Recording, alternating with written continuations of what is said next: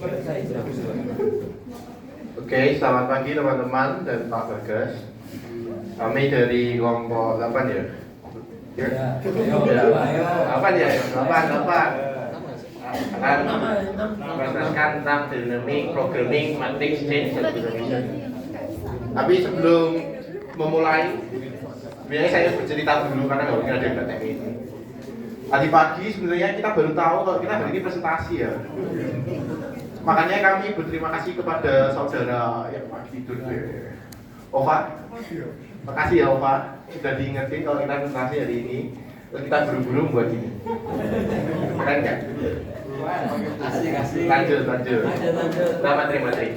Tujuan dari algoritma ini adalah meminimalkan jumlah operasi perkalian skalar yang diperlukan untuk mengalihkan seluruh rangkaian matriks.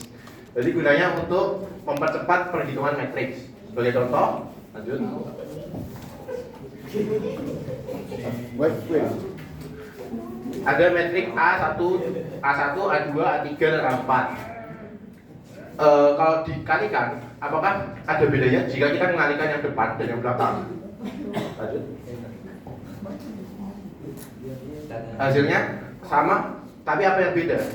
Apa yang beda kalau misalnya hasilnya sama? Hasilnya mereka itu sama, cuman total angkanya itu berbeda.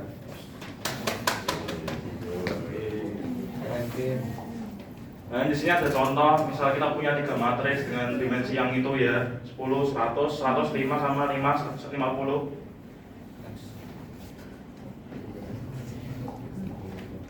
Nah, kita mau review dulu kalau matriks perkalian matriks itu akan menghasilkan bentuk apa kan bisa dicek dari sini ya. Misal 10 sama 100 kalau dikalikan sama 100 kali 5 itu nanti bakal menghasilkan matriks 10 kali 5. Nah, terus kalau dikali sama A3 lagi 10 kali 5 dikali sama 5 kali 10, 50 itu bakal menghasilkan 10 kali 50. Nah, di sini nanti ada perhitungan buat tiap langkahnya nanti akan dijelasin sama Budi.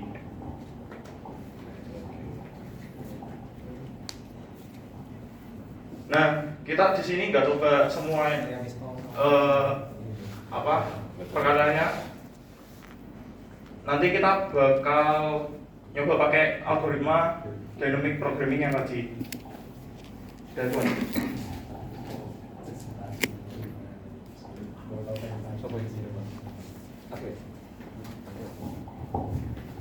Oke, jadi ini PPT-nya di depan sini. Saya nggak baca PPT ya, saya nggak tahu ini isinya apa. Jadi intinya dynamic programming itu yang paling penting adalah dia dinamis. Dalam arti setiap hal yang kita lakuin itu dicatat. Jadi setiap hal yang sudah pernah kita lakuin nggak dihitung kembali. Nah, dengan begitu kita bisa menghemat resource kita waktu pakai komputer. Kita bisa menghemat power komputasi kita karena kita nggak perlu ngitung hal yang sama berulang kali. Ya, ini makanya dia bilang menyelesaikan masalah dengan efisien ya. Terus habis itu selain mencatat, rekursi itu juga berperan buat mengubah problem yang besar menjadi problem yang kecil. Itu kalau kita pakai approach top down. Jadi dari problem yang besar dipecah-pecah jadi problem yang kecil, kemudian problem yang kecil diselesaikan, dikembalikan ke induknya atau problem yang besar. Kalau approach yang bottom up, dia mulai dari hal-hal kecil dan lama-kelamaan jadi lebih kompleks. Gitu. Jadi ada 2 approach, yang pertama bottom up sama yang kedua top down. Next.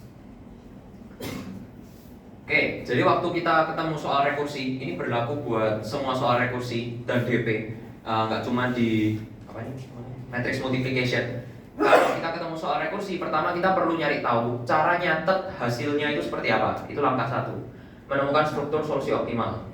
Jadi hasil yang udah pernah kita hitung sebelumnya itu harus dicatat ke sebuah struktur data. Mau itu linked list, mau itu array, mau itu hash map, bebas. Tapi kita perlu tahu caranya nyatet gimana. Yang kedua, itu membuat rumus rekursif. Kita perlu membuat function yang dimana dia bisa manggil dirinya sendiri buat nyelesain masalah yang besar jadi masalah yang kecil. Terus yang ketiga itu, ya ini langsung ya, ini secara bottom up atau top down. Kita boleh pilih 2 approach. Keduanya punya kelebihan dan kekurangannya masing-masing. Kalau di problem yang kecil tapi scope-nya besar, inputannya besar, itu lebih baik pakai bottom up. Kalau problemnya itu besar tapi jumlah inputnya kecil, itu kita bisa pakai top down. Terus yang terakhir, membangun solusi optimal ya ini ngapain ya? Membangun solusi optimal. Oh, yang gabungin antara cara pencatatan ke data structure tadi sama rekursinya. Ya ini paling optimal gimana, pembagian margin-nya gimana, itu dilengkapkan. Next slide. Oke. Ini contoh soal yang lumayan tidak lengkap. Jadi saya bakal pakai contoh soal saya sendiri. Ini jadi nggak usah terlalu diperhatiin ya. Ini soalnya agak beda. Jadi masalahnya problem yang mau kita selesai di matrix multiplication ini sebenarnya bukan tentang kita mau nemuin hasil perkalian, tapi mau nemuin cost-nya dari kita mengalihkan beberapa matrix. Kita mau cari computation power yang dibutuhin itu berapa. Nah, misal aku punya 4 matrix nih, A1, A2, A3, A4. Masing-masing punya ukurannya sendiri. Matrix A1 itu matrix 5 kali 4. Matrix A2 itu 4 kali 6. Matrix A3 itu 6 kali 2. Matrix A4 itu 2 kali 7. Oke, ini kalau sekilas kita lihat ini udah valid ya perkaliannya ya. Soalnya ini sama ini sama, ini sama ini sama, ini sama ini sama. Jadi ini valid. Hasilnya harusnya nanti matrix 5 kali 7. Oke, jadi caranya nyari computation apa sih yang diperlukan untuk mengalihkan 4 matriks ini gimana? Nah, kita pakai caranya dynamic programming. Langkah pertama tadi kan aku udah bilang kalau kita harus menentukan data structure yang mau kita pakai. Seringnya kalau dynamic programming itu pakai 2D array. Tapi juga nggak terbatas cuma di 2D array ya. Ini karena contohnya pakai 2D array, kita buat matrix 2D. Ya, ini ada S. Terus, ini ada M juga. Ini ada matrix M, array M. Terus habis itu dimensinya berapa? Dimensinya ini sesuai sama jumlah matrix yang mau kita kaliin. Ya, kita kan ada 4 matrix nih. Ya udah, kita barisnya ada 4. Terus habis itu kolomnya juga ada 4. Oke, jadi langkah 1 udah selesai. Sebenarnya kita bisa nambahin satu lagi. Ini buat nentuin caranya gimana ngaliin matriksnya. Ya, jadi kan kayak yang tadi udah dijelasin sama Kevin. Kalau kita punya matriks kayak gini, kita itu bisa mengalihkan dengan cara A1 kali A2 kali A3 kali A4 atau A1 kali A2 dikali A3 kali A4. Terus yang terakhir kan A1 A2 A3 kali A4. Nah, ketiganya ini adalah cara pengalihan yang valid. Hasilnya pasti sama, cuman total operasinya berbeda. Jumlah operasi yang dibutuhkan berbeda. Mungkin ada yang lebih optimal dan ada yang lebih nggak optimal. Caranya nyari mana yang paling optimal, kita perlu buat satu array lagi, yaitu S. Ini buat nentuin urutannya nanti gimana. Sama, dimensinya sama kayak jumlah matriks yang dimensi matriks kita. Ini tak hapus saja ya. Oke, langsung aja caranya gimana. Pertama kita hitung dulu diagonalnya. Diagonal ini harusnya 0 semua. Kita kasih 0 semua. Kenapa kok bisa diagonalnya 0?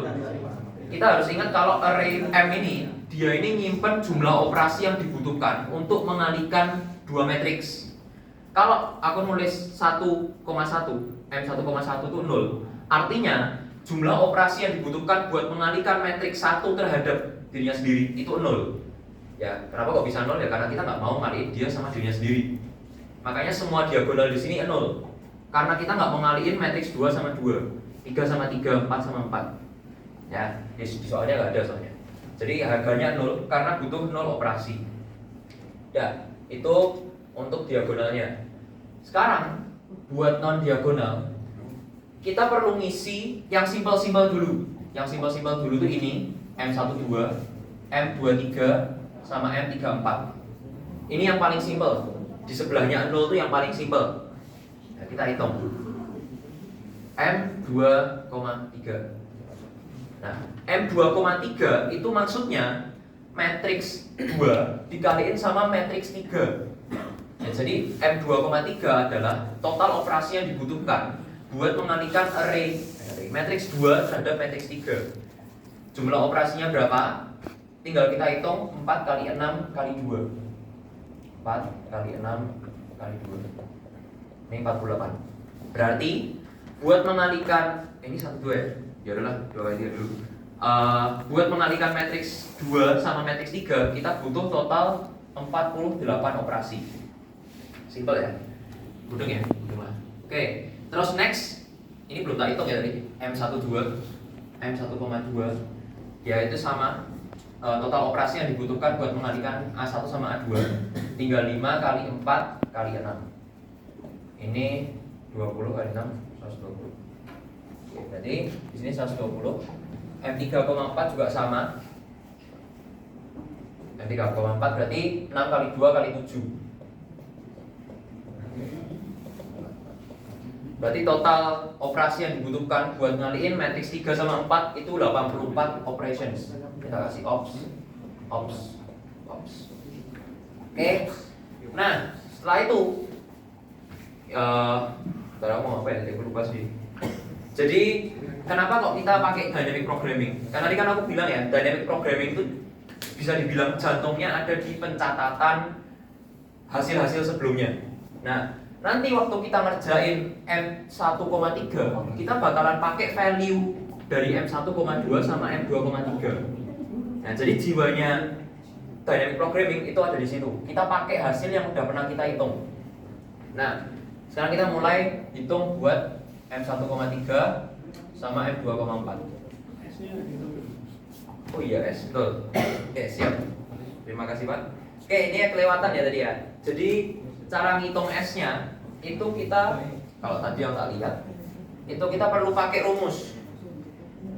Jadi ini rumusnya M I, J sama dengan M I, K plus M K plus 1, J plus D I minus 1 kali DK kali D.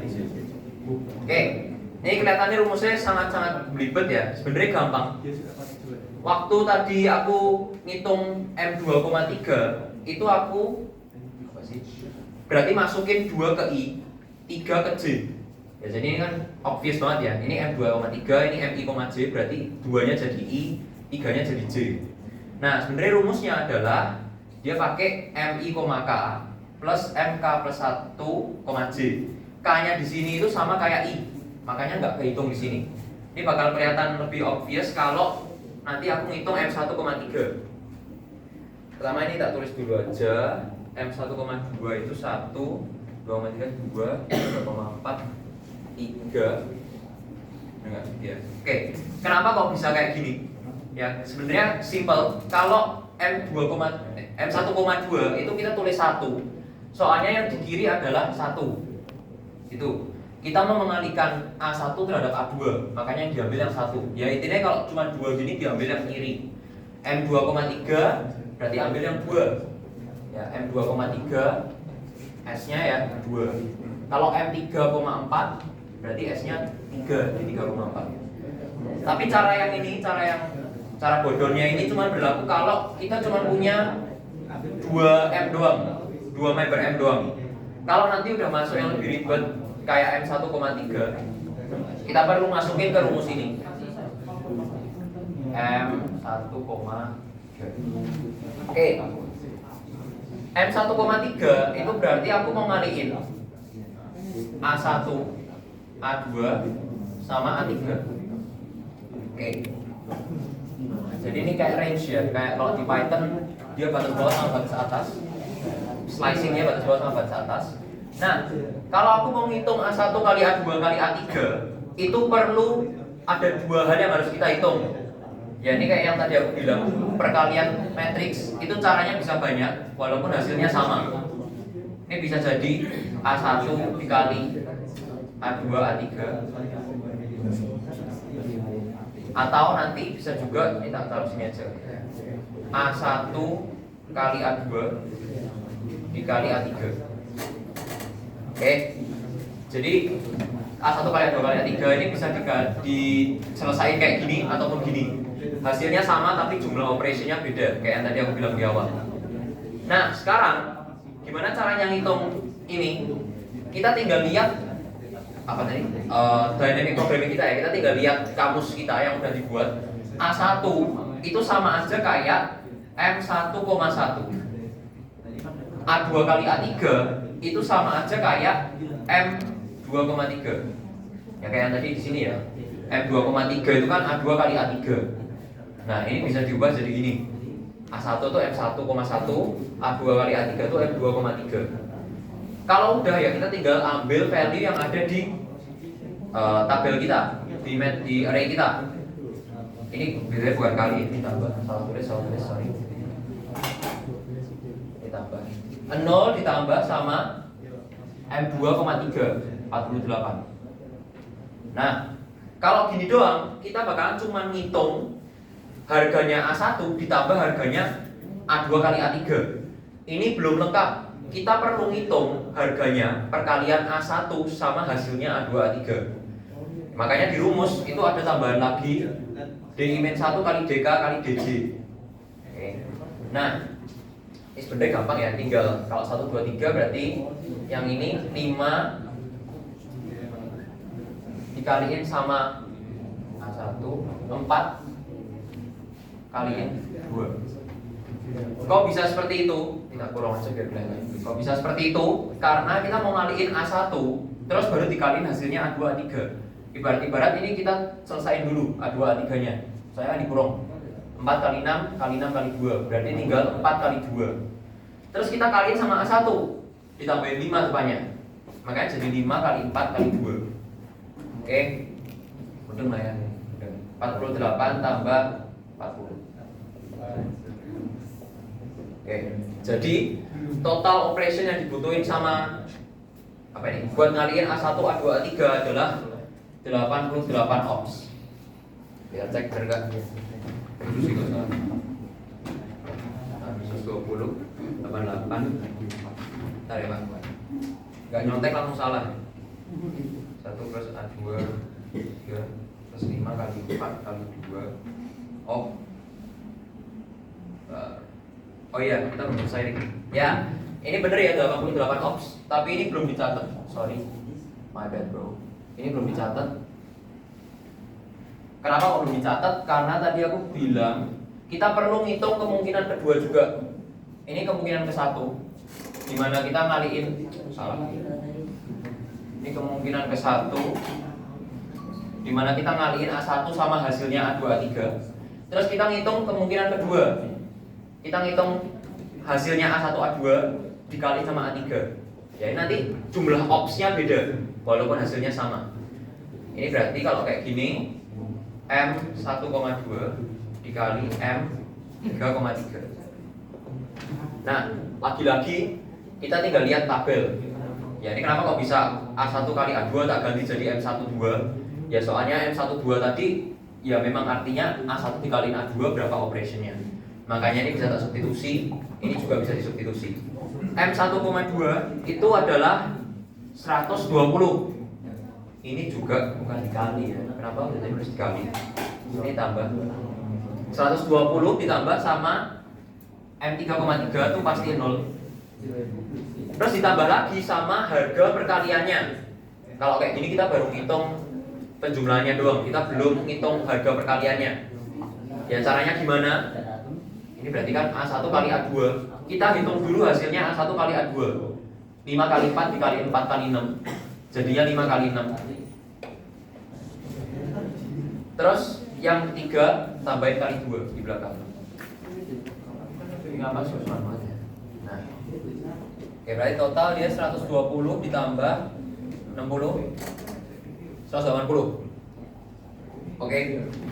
Nah, kalau kita udah ketemu seperti ini, kita tinggal nyari mana yang lebih kecil, mana yang lebih optimal. Nah, ini kan 88 sama 180 udah jelas lebih kecil 88. Berarti kita tinggal masukin yang 88. Masukin ke mana lagi? Jadi ini apa sih? Ini masukin ke sini. 88. Oke. Nah, Nah ini nyapein banget. Sebenarnya langkahnya nanti juga sama buat ngerjain 2,4. Ini waktu itu. Ya udah masih bisa ya. Ini tak kerjain sama. Oke. Oh bentar, sekalian ngerjain yang punyanya S. Nah kalau yang punyanya M 1,3 itu kelihatan banget kalau kita ngerjain pakai ini. Nah berarti kan kita mau ngerjain M 1,3, I nya 1, J nya 3. Terus kita tadi ngerjain, kita pakai yang optimal yang ini. Yang optimal yang cara 1. Ya yang A1 kali A2 kali A3 terus jadi ini. Nah kita tulis saja M I, K. Ini kan aku pakai 1,1. Karena aku pakai 1,1 berarti I nya 1, K nya juga 1. Nah berarti K nya itu nanti 1. Kayak karena ini aku pakai yang ini ya. Jadi dari ini yang di sini tak ekstrak, tak masukin ke sini, kita dapat nilai optimalnya di sini 1, K nya 1. Berarti untuk M 1,3 ini diisi 1. Mungkin lah ya. Paham ya Pak ya? Mudah maksudnya apa? Oh ya sih. Ya ini mudah nggak? Ada yang mau ditanya dulu? Buat cara ngitung S, sebenarnya yang paling susah tuh buat ngitung S nya dulu. Ada yang bertanyain? Kita ulang dikit ya. Jadi ini kan ada rumus patennya. Udah ada rumus paten. Di sini yang mau kita pakai itu sebenarnya cuma yang ini doang. Yang tengah ini doang. Ini yang penting. Dibuat nyari S-nya berapa? Di 1,3. Nah, caranya gimana? I-nya tak masukin 1, J-nya tak masukin 3. Terus kita lihat cara mana yang paling optimal. Yang paling optimal kan yang ini, yang 88 ops doang. Karena ini yang paling optimal, kita lihat ininya. Kita ekstrak ini. Terus kita masukin ke sini. Nah, caranya M1,3 itu berarti M1,1 tambah M2,3. Nah, terus sudah habis ini nih. Caranya buat masukin nilainya ke S gimana? Kita lihat yang mana yang posisinya itu K. Nah, kalau di tempatku yang ini, K-nya itu di 1. Ya, ini kan I, K, ini 1,1. M, I, K, ini M 1,1. Berarti K-nya adalah 1. Itu. Jadi di S 1,3 kita masukin 1. Ya, gitulah ya, titik aman. Terus kalau udah kita lanjut ke yang punyanya siapa tadi? Yang punyanya M2,4. Nah, M2,4 pun sama ya. Dia itu hasil dari A2 dikaliin A3 dikaliin A4. Oke. Nah, lagi-lagi ada dua cara kalau mau ngaliin A2, A3, A4. Pertama kita bisa pakai A2 dikaliin hasilnya A3 kali A4. Atau nanti kita kaliin hasilnya A2 sama A3 terhadap matriks A4. Nih, ada dua cara yang hasilnya sama tapi operasinya beda. Kita perlu cari mana yang paling optimal. Nah, lagi-lagi ini bisa dikonvert ya, jadi kayak MM-an gitu. A2 itu M 2,2. A3 kali A4 itu adalah M 3,4. Ini. Nah, berarti kalau kayak gini kita tinggal nyontek dari tabel kita yang udah kita buat. Ini kali lah, tambah ya. Salah terus. M 2,2 itu 0, udah pasti. Terus ditambah sama M 3,4, 84. Nah, ini nilainya dapat dari mana? Dapat dari perhitungan sebelumnya. Makanya dia dynamic programming. Terus kalau cuma gini doang berarti kita cuma nambahin cost-nya doang. Kita belum nambahin cost-nya perkaliannya. Nah, berarti kita perlu tambahin. Jadi gimana tadi? A3 kali A2 kali A3 kali A4. Berarti A3 kali A4-nya diselesain dulu. Jadi 6 kali 2 kali 2 kali 7 ya. Berarti 6 kali 7. Kita tulis dulu aja. 6 kali 7. Terus jangan lupa punyanya A2. A2 itu 4 kali 6. Ya, kita kaliin 4 berarti. Soalnya 6-nya gak ada. Langsung 6 kali 7 kali 4. Berarti nanti cost-nya adalah 84 ditambah 42 kali 4 berapa? 42 kali 168 ya? 168 252. Ini 252 ops. Terus habis itu Nah, kita lanjut ngitung yang punyanya A2 kali A3 dikaliin sama A4. Berarti kalau kayak gini, ini adalah M2,3. Ini bisa disubstitusi ditambah M4,4. Akhirnya nggak salah ya. Udah, kalau udah bisa disubstitusi kita lihat lagi M2,3 itu tadi 2,3 itu 48. Terus M4,4 itu 0. Jangan lupa ditambahin sama harga perkaliannya. Harga perkaliannya adalah A2 dikaliin A3 dulu. Berarti 4 kali 6 sama 6 kali 2 diselesain dulu. Jadi 4 kali 2. Nyapain 2 ya? Berapa tadi? Berapa kira-kira? 4 kali 2 ya? 4 kali 2. Terus jangan lupa yang punyanya A4. Ada kali 7-nya di belakang. 48 ditambah 56. Berarti 104. Oke. Kita terdapat 252 sama 104. Yang lebih kecil adalah yang 104. Berarti kita tulis di sini 104. Oke. Setelah kita tulis 104 di punyanya M2,4, kita perlu hitung S-nya lagi. Nah, caranya gimana? Sekalian ngulang. Di sana aja.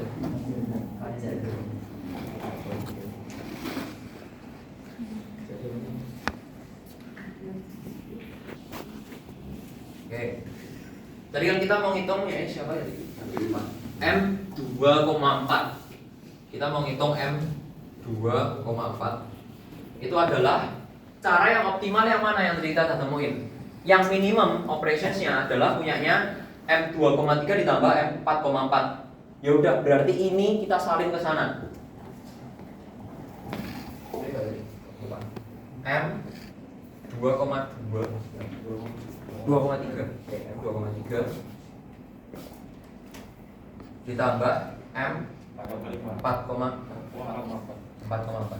Oke.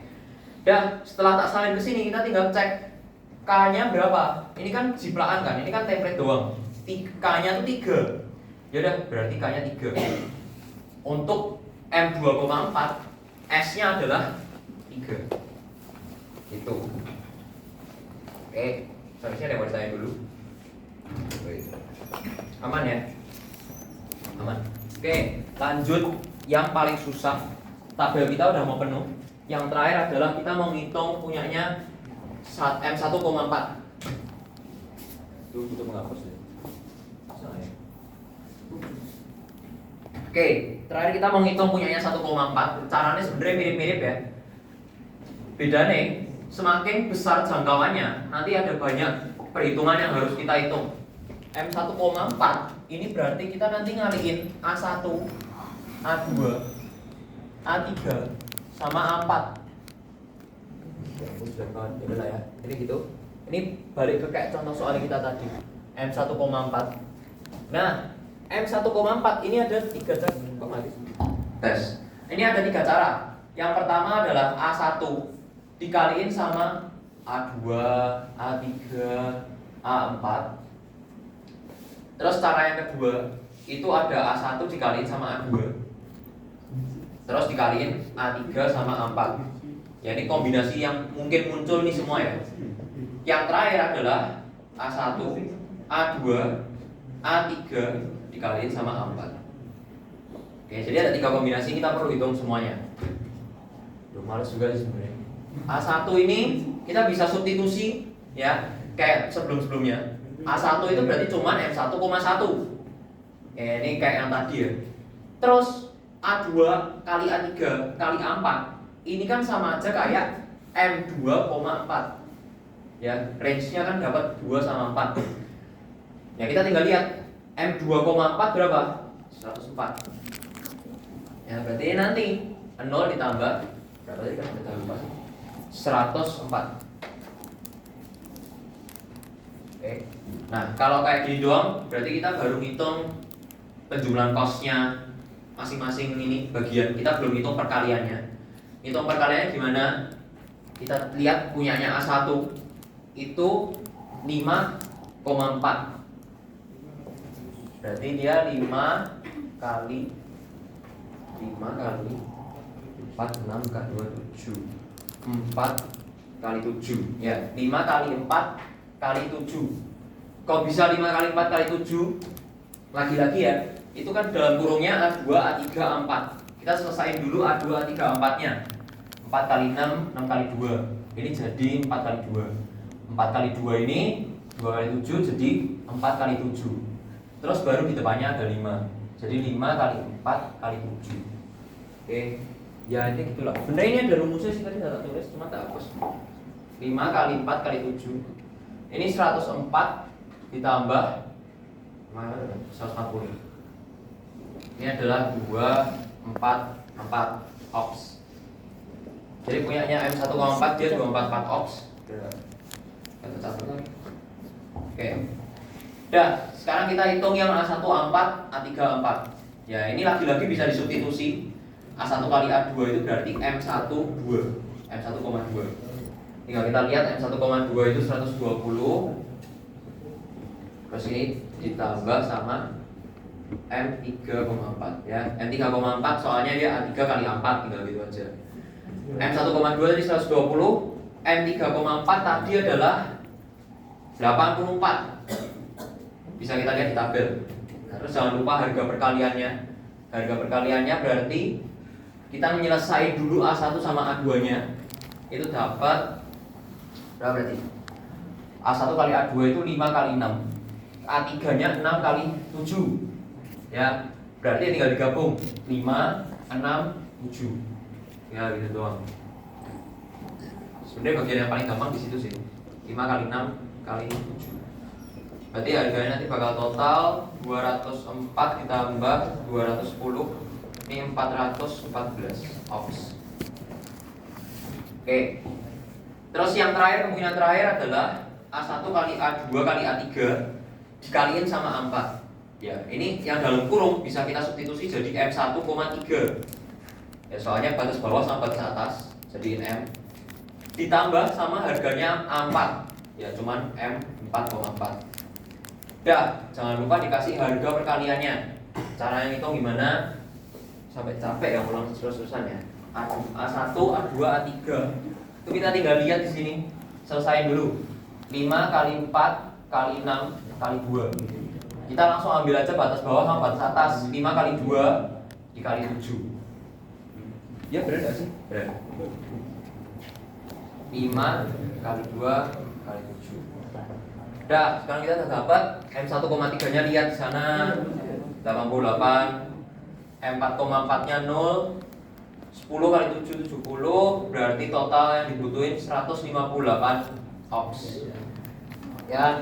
Udah, kita udah dapat 3 value ini buat masing-masing kombinasi yang bisa kita lakuin. Yang paling kecil, yang paling efisien operationsnya adalah punyanya M13, M44. Ya ini yang ini minnya. Saya mungkin harus tulis juga ya. Ini min sama ini. Oke. Nah, kita udah dapat ini yang paling optimal. Sekarang kita mau ngisi matriks S-nya lagi. Setiap kalian ngitung ini selalu isi S-nya lagi. Caranya ngisi S gimana? Setelah kita tahu yang paling optimal yang mana, kita tinggal copy rumusnya apa? Kita tinggal copy M13, M44. Ya, dari situ kita copy, taruh ke sini. Berapa tadi? M13, M44 ya? M1,4 sama dengan M dan di paste di sini. M13 tambah M44. Dah. Nah, caranya nyari itu gimana? Cara nyari S1,4 gimana? Ya kita tinggal lihat di sini di rumusku yang ini. Posisi K-nya di angka berapa? Posisi K-nya di angka 3. Karena ini 3 berarti masuk S1,4 adalah 3. Dah. Akhirnya selesai. Oke, karena ini papannya udah penuh, aku hapus dikit ya, ini sebenarnya nggak terlalu penting. Nah, kesimpulannya apa? Berapa tadi? Terus 158 ops. Oke. Kesimpulannya apa? Kesimpulannya adalah total operasi yang dibutuhin buat nyelesain ini adalah 158 operations. Kenapa kok bisa gitu? Karena M1,4 itu adalah A1, A2, A3, A4. Ya. Jadi total operasi yang dibutuhin ada 158.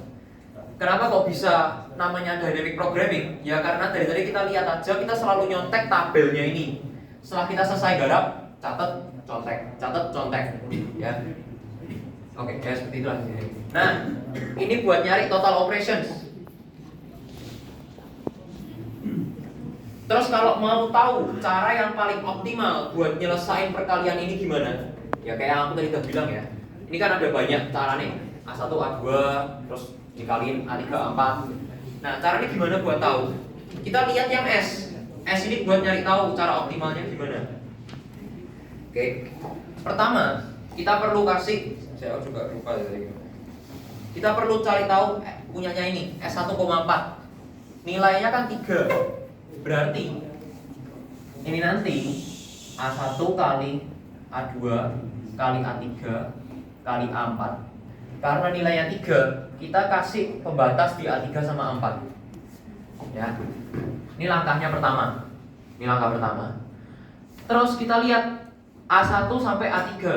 Nah, kita sekarang perlu melihat S1,3 yang di dalam kurungnya. A1, A2, A3 itu kan S13. Nah, kita lihat S13 itu nilainya 1. Berarti langkah kedua itu nanti A1 dikaliin sama A2, A3. Oke. Itu ya ini nih. Jadi setelah kita dapetin A1 yang dipisah, ya udah ini cara yang paling optimal. Gitu. Ye, selesai. Ada yang mau ditanyain? Ya ini sebenarnya kalian bisa olah lagi ya, ini kan masih ada dalam kurung A2 kali A3. Ya kita tinggal lihat S2,3 ini 2. Ya karena mau diapain lagi kan, ini kan udah sederhana. Jadi nggak perlu kalian kasih dalam kurung lagi. Jadi langkah yang paling optimal adalah ini. Oke. Tamat. Next.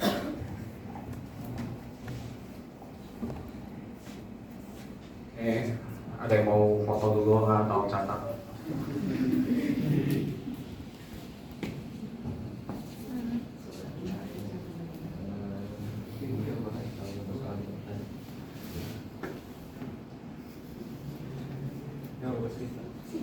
Udah ya? Aku hapus ya? Iya, bagus sekali penjelasannya. makasih ya. Contohnya ada. Kayak nonton film bos. Wih. Absolut cinema. Ya, tidak. Ya, tidak. Ya, ya.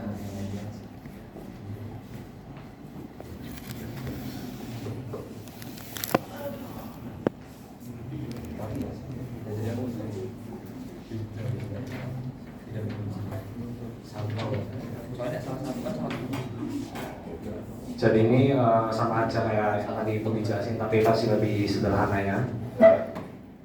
Ini di soalnya ini kita sebagai manajer perakitan di sebuah pabrik. Tugas Anda menggabungkan 3 bagian, ada bagian A, ada bagian B, dan ada bagian C untuk membuat apa itu? Contoh, membuat apa sih itu? Buat perakitan akhir lah kayak harusnya. Penting gitu.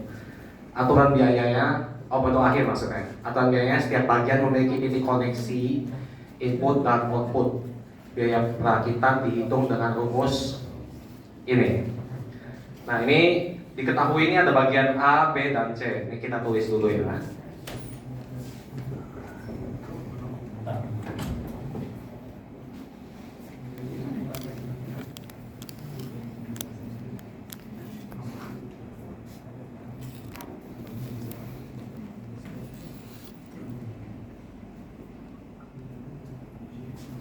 Di bagian A, B, dan C ini ada 2 bagian lagi, yaitu input dan output.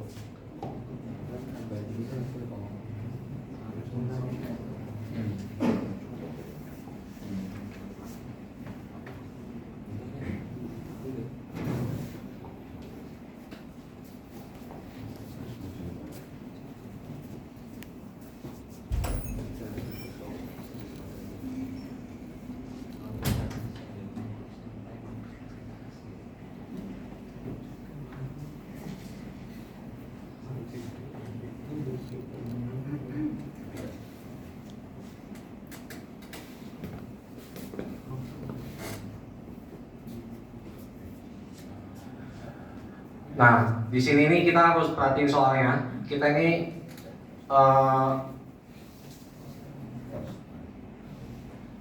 soalnya kurang lengkap ya.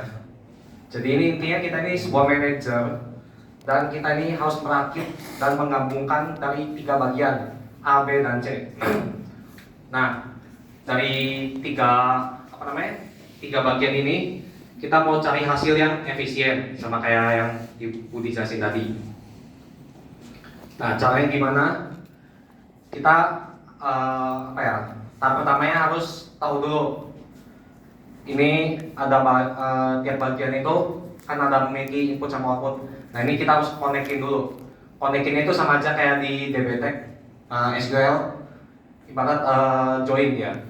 Ini kita harus punya, di sini kita punya dua bagian A sama bagian B. Terus di dalam bagian A dan bagian B itu ada yang sama dia. Oh ya, ini penggabungannya itu syaratnya itu harus output dan input. Jadi di bagian A kita punya 10 input dan 2 output. Terus di bagian B kita punya 2 input dan 20 output. Nah, ini kalau kita mau gabungin, kita harus gabunginnya pakai si output yang 2 dan input yang 2 ini. Berarti bagian A dan B anggap aja udah connect karena dia bagian A ini punya 2 output, terus di bagian B itu punya 2 input. Nah, sekarang di bagian B. Di bagian B itu ada 2 input dan 20 output. Bisa nggak sih kita gabungin ke bagian C? Di bagian C ini ada 20 input dan 5 output. Kita lihat di bagian B outputnya itu 20, terus di bagian C inputnya itu 20, berarti sama. Berarti kita bisa tulis di sini A itu nyambung ke B, connect ke B, terus B itu connect ke C. Dan ini soal yang nggak lengkap. Jadi di sini tuh kita bisa set, sebenarnya lupa soalnya. Di sini tuh kita ya intinya nyari jam kerja yang paling efektif dari ini kan kita mau ngerakit ya. Ini mau kita rakit bagian-bagian ini part dari A, B, C ini untuk nyari jam kerja yang paling singkat. Balik lagi jam. Soalnya. Sebentar. Oh ini. Nah, buat nyari jam yang paling efektif itu dalam perakitannya, ini kita udah punya ini di sini, punya bagiannya dan urutan perakitannya. Nah, urutan perakitannya itu bisa A ke B, terus digabungin ke C, atau sebaliknya. Kita hitung dulu B, C-nya, baru digabungin ke A. Ini hasilnya beda, dia nggak asosiatif ya, walaupun ini nanti rumusnya ada perkalian dan pertambahan. Karena dia urutan pekerjaannya beda. Karena A connect ke B, B connect ke C. Tapi kalau misalnya urutannya C A terus digabungin ke B nggak bisa, karena dia nggak connect. C sama A ini nggak connect. Jadi syaratnya ini harus connect dari awal. Dari kita ngelihat input output kayak gimana, terus kita bikin gambaran di sini buat ngegabungin, buat bikin penggabungannya, buat nyari si jam yang paling efektif untuk perakitannya. Cara ngitungnya itu kita bikin aja rencana ke 1. Rencana 1 ini kita hitung dulu ya, gabungin A ke B terus ditambahin ke C. Rencana 1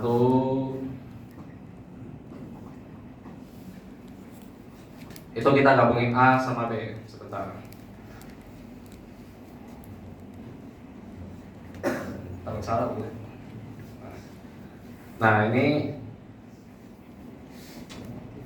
balik lagi ke yang awal. Kita pakai rumus yang ini, yang ada di PPT. Biar iya kerja.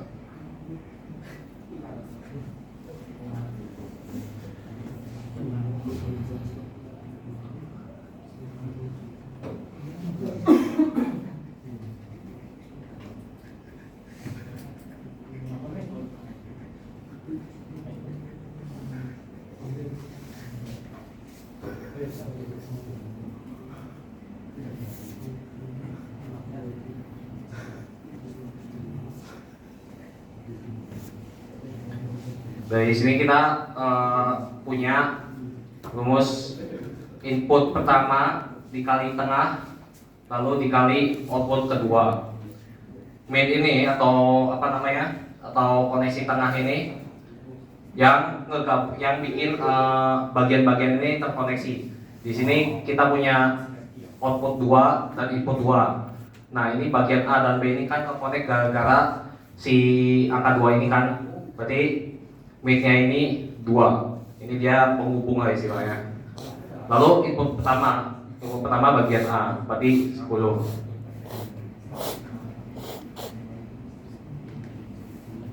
Lalu input. Ini output 2 itu berarti si bagian B 20.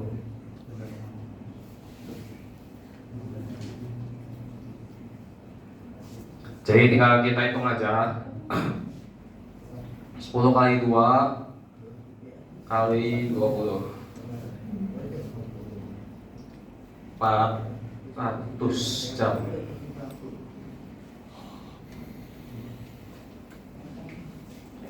Habis itu sebentar. Habis itu ini kan ini semua ini untuk bagian A sama B. A, B. Lalu kita rencana ini mau tambahin ke C. Jadi kita ngerakin A dan B, lalu hasilnya ini gabungin ke perakitan C.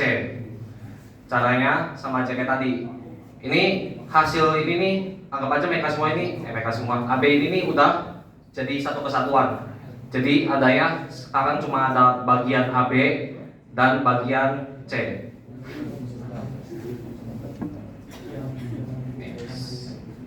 Step 1 ini step 2. Masih pakai rumus yang sama, tapi kita ke bagian AB. Bagian AB ini kan kita punya inputnya 2, terus outputnya 20. Terus di bagian C kita punya inputnya 20 dan outputnya 5. Berarti pakai rumus yang sama tadi. Input 1 dikali min kali output kedua.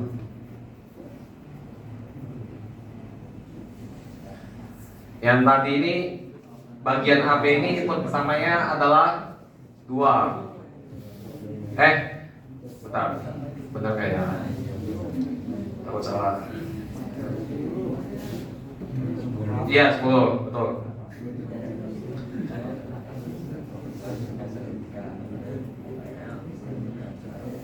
Karena kita lihat di sini ngambil dari si ini kan yang aku bilang tadi, aku lupa. Ini semua ini udah jadi satu kesatuan ya. Ini harusnya yang aku tunjuk tadi salah. Ini bagian B doang. Sementara ini udah jadi bagian AB. Jadi di sini kita udah cuma punya bagian AB dan bagian C. Input 1 ini nilainya 10.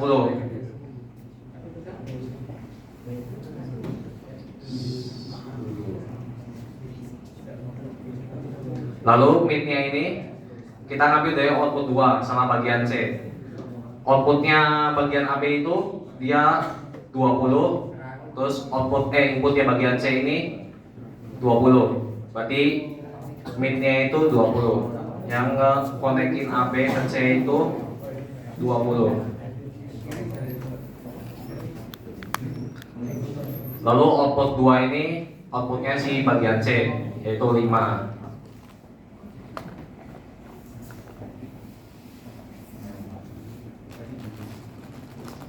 Lalu dikali aja 10 kali 20 1000. Setelah itu kita jumlahin. Kita udah punya bagian AB udah kita hitung, terus bagian AB plus C ini udah kita hitung juga.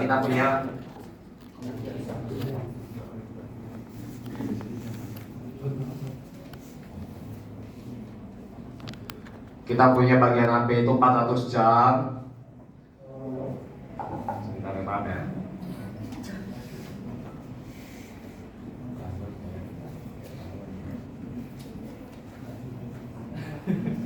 Lalu bagian C 1000 jam.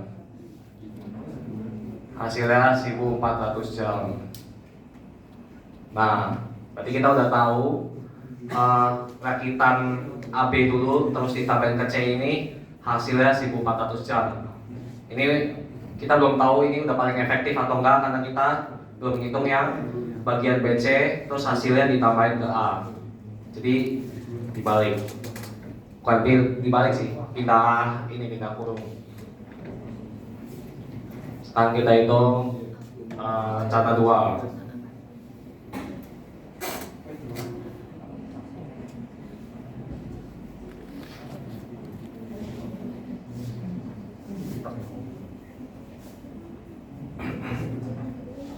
Masih pakai rumus yang di sini, yang biaya jam kerja itu jam sama dengan input 1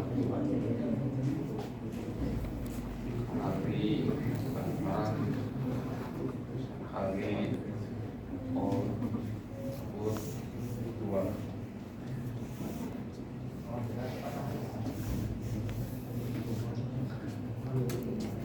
Ini A plus BC. Jadi kita ngegabungin si BC-nya dulu.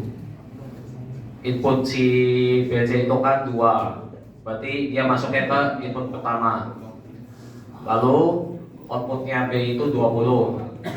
Lalu di bagian C, inputnya C itu 20. Karena outputnya di B sama, angkanya sama yang di inputnya bagian C, berarti dia masuk ke nilai min.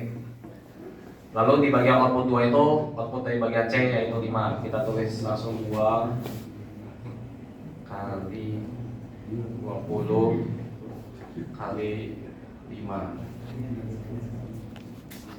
200 jam. Jadi kita di sini sudah punya bagian BC. Sekarang di langkah 2, step kedua, kita mau gabungin BC ini ditambahin ke A. Pakai rumusnya sama lagi, sama dengan input pertama dikali ini kali output 2.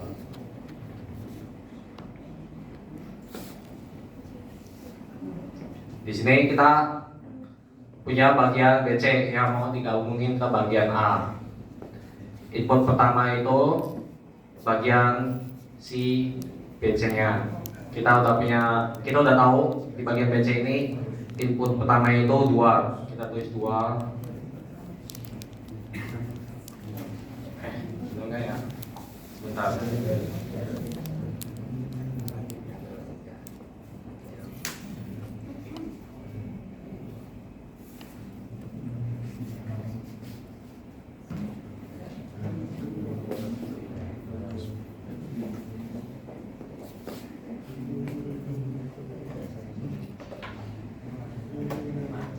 Oh ini, maaf ya salah ya.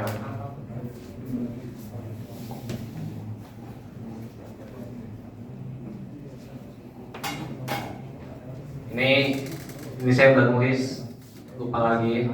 Ini jadi yang ini kan A plus BC. Jadi sesuai urutan dari kiri ke kanan. Yang bagian 1 atau input ke 1 itu harusnya A. Lalu yang bagian output 2 itu harusnya kanan yang BC itu. Nah, input 1 itu di bagian A. Karena di sini kita mau gabungin A ditambah bagian C, BC. Di sini kita punya input pertama yang dari A yaitu 10. Terus dikali min. Di sini kita minnya dari bagian BC itu kan 2. Berarti kita tulis 2. Terus outputnya ini 5.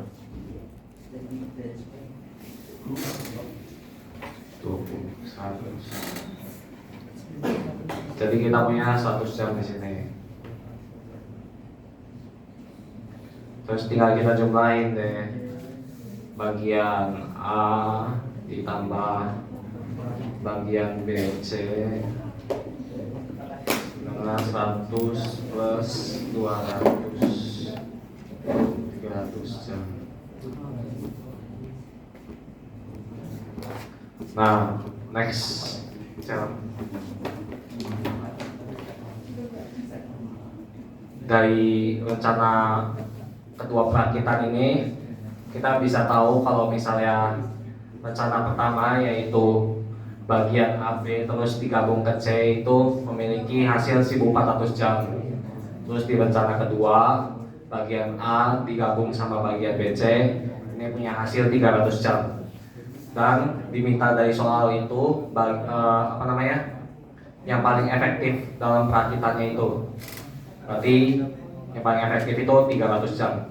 Karena dia jauh lebih singkat dibanding rencana 1 yaitu AB ditambah C. Sudah tamat. Terima kasih.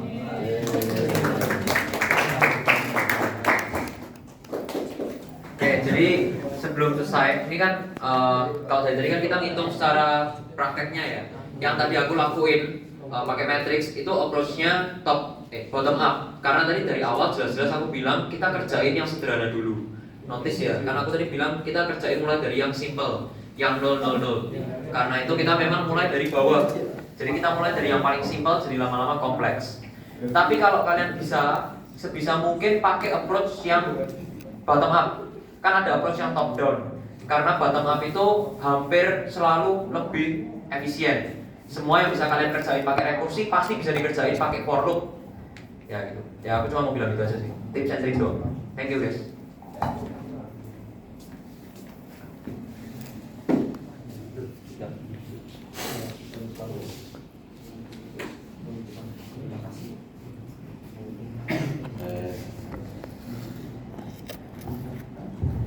Ya kurang lebih gitu prestasi kita. Terima kasih.